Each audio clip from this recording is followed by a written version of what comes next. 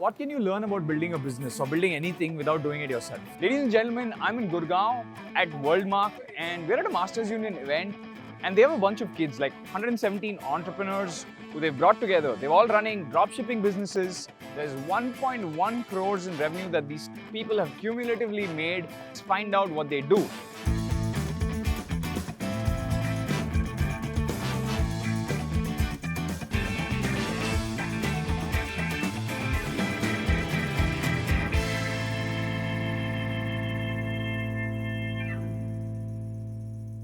I'll tell you basically, we have two categories. Okay. One deals in extremely premium, elegant candles that are generally used for gifting, corporate events, and we have been engaged in a lot of corporate gifting, supplying it to Samsung, WPP, Weber Shandley. And second is the gadget category that are very unique and branded products that are actually sourced directly from the company. So the price at which we're selling it is actually even less than Amazon. So one very important thing for us was that we do B2B, and we're the only team that did B2B sales.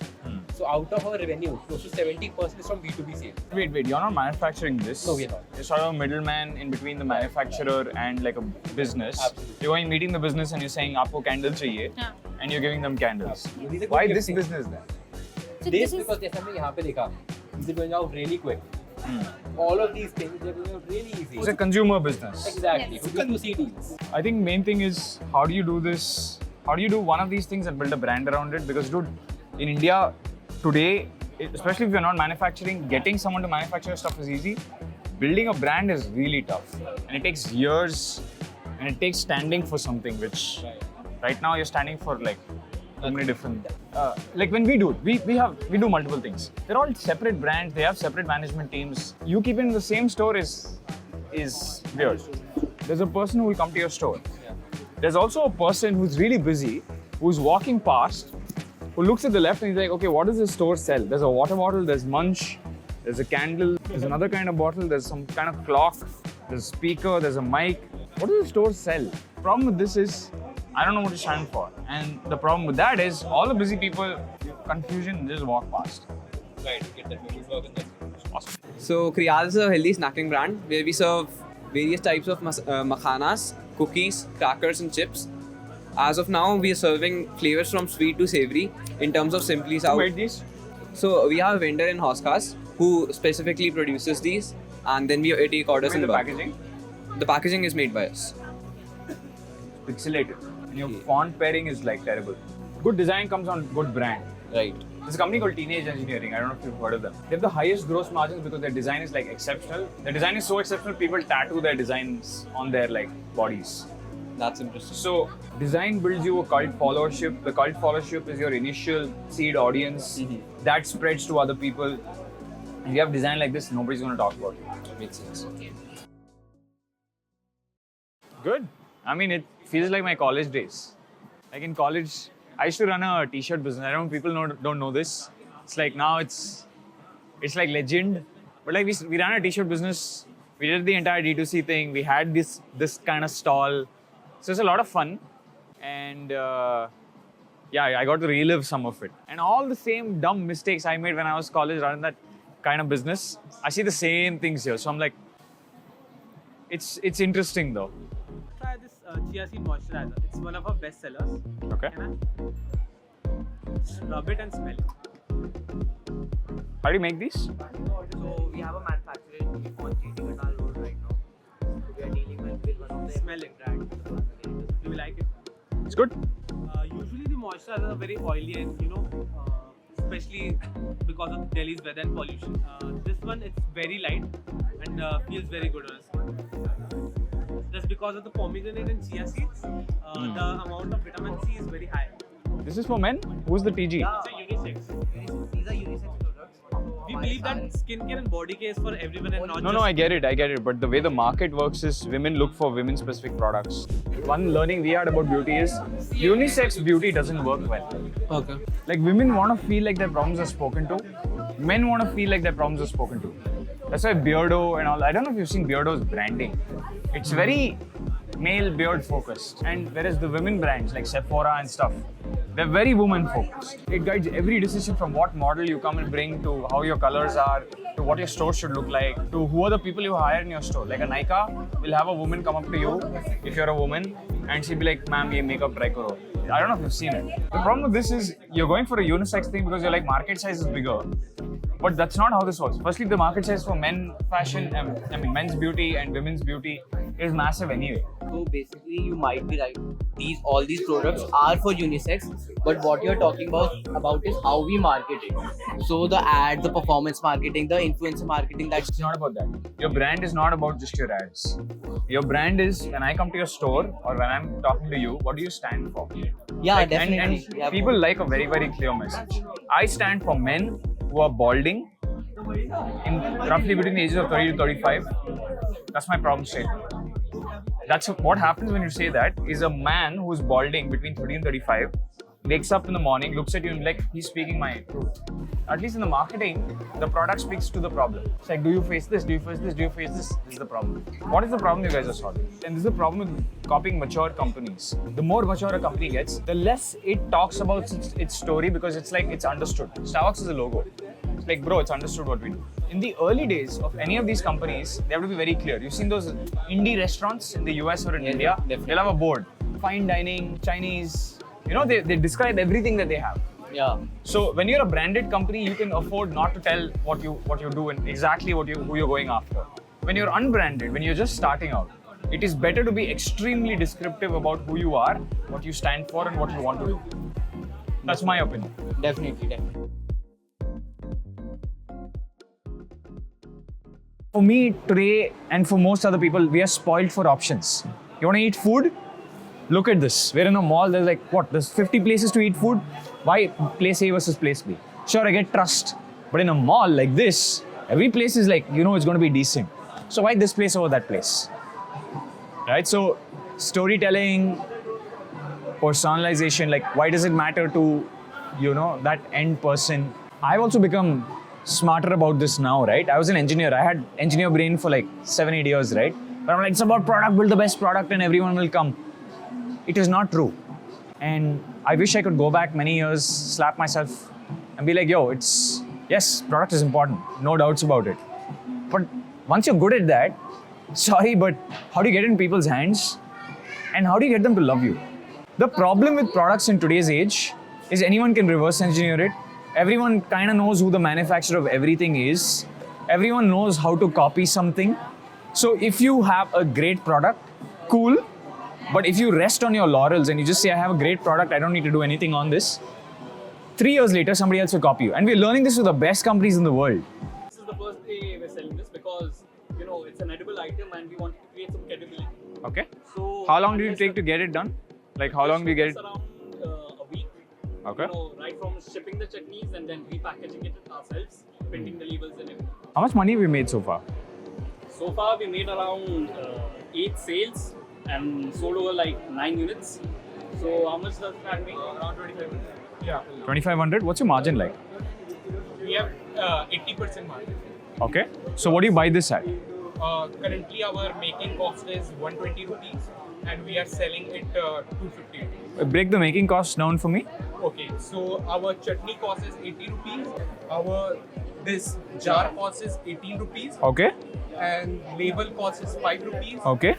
And 10 rupees is packaging. Okay. What's your number one insight selling this so far today?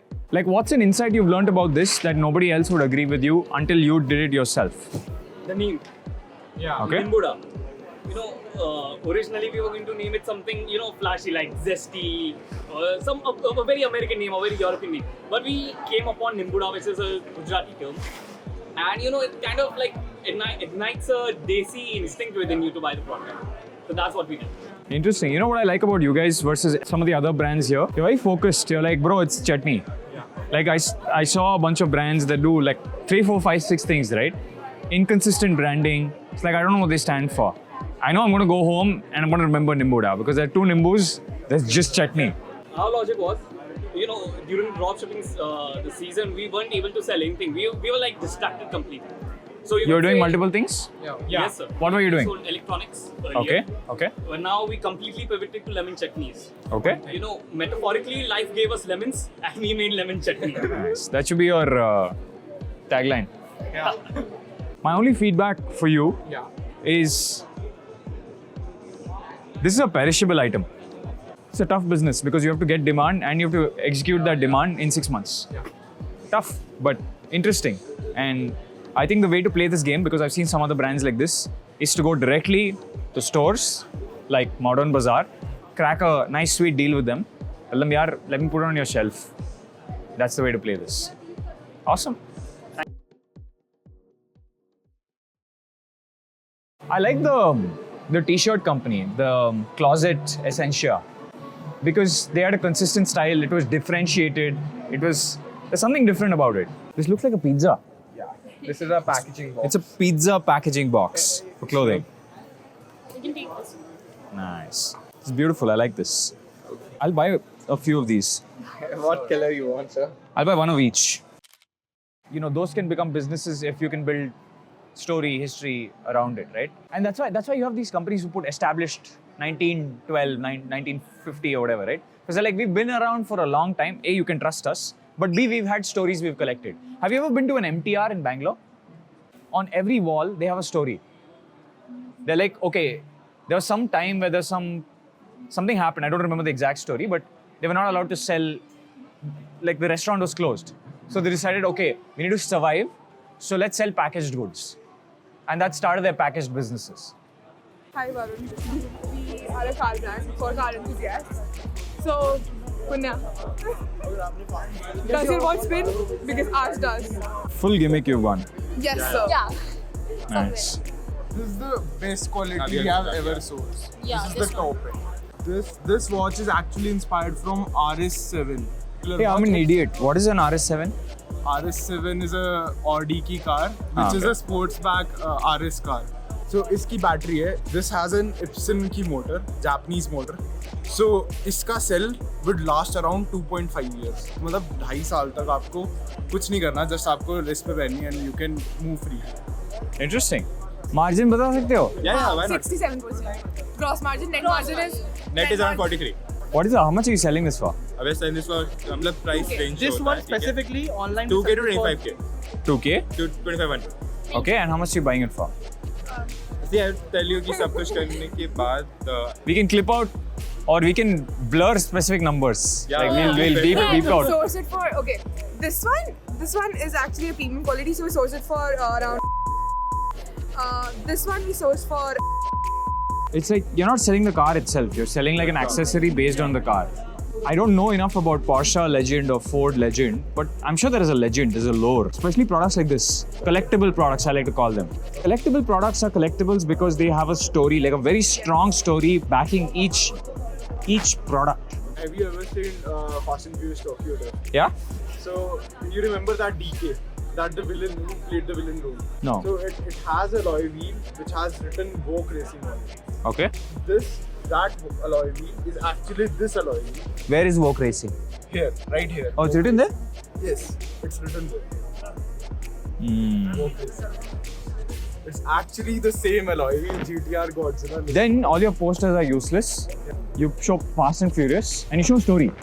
That's the guy. You remember this guy from Fast and Furious? People remember faces the most. That's the wheel. That's the car, sorry. Yes. That's the wheel. Yes. And that's the alloy. Here it is. I have a replica. Great picture. Yeah. That's how you play this. The only problem is this game is one of those games where I don't think you'll get the license for this. And what we have learned is it is better, and you'll learn this from Dana White, the guy who runs UFC, and a bunch of other people, right? To build a fantastic merchandising brand, the merchandise comes last. First, you have to create the stories. You have to invent a platform for these stories to happen. Marvel is a great example of this, right? You invent the characters, you draw them, you write them, you take tens of years to make them popular. One day you make a movie about them. And then every asset around them, the original asset, becomes sacrosanct. It becomes sacred and worth something. And every fake, like you guys, it's Marvel's job to cut you out of the market. Because you're like, don't make the price of the thing that I built the story on worth 2,000 rupees when it should be 2 lakh rupees. I hope this was useful. Thank you so much for your input. Today I sold 2 perfumes to people who were like not interested in. I converted them through my talks, the storytelling behind a brand. That was important.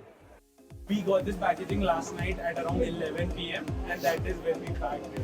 We've been working Yeah, tirelessly it looks to get good. this packed. It looks different. It's differentiated. I keep saying this about Zomato, Swiggy, right? What do you use, Zomato, or Swiggy?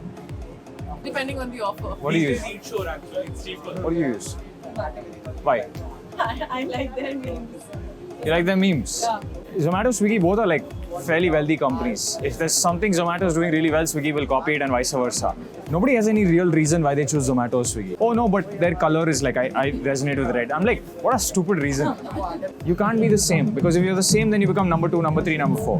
And Zomato and Swiggy, we know Tiny Owl and there were a bunch of others, right? Right. The food delivery, Food Panda. They're not here any longer because it turns out either you're differentiated or you're the same and you die. In every consumer play, you'll have 2 top brands, like Android, iOS, stuff like that, right? You'll have 2 top brands, and third and beyond are not. It's like nobody cares about it, and then the long tail, nobody even looks at.